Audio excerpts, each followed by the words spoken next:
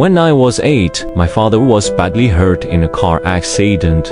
My mother gave up everything to take care of him in hospital day and night. During those hard days, my 73-year-old grandma took on the whole family alone and supported us step by step.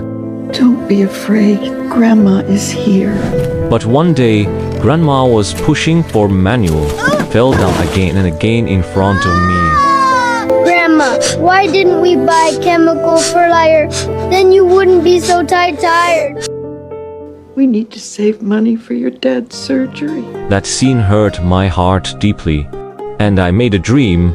In the future, I will let all farmers use easy and efficient fertilizers. With my childhood dream, I founded Dream Brothers Group when I grew up. Facing two big problems in the fertilizer industry, we worked hard for 4 years, did more than 400 experiments, failed many times, but never give up. One day after rain, I found 5 snails and put them into a beaker, but they died. I felt guilty and blamed myself. I buried them carefully, and a lifeless, weathering plum tree in front of the door.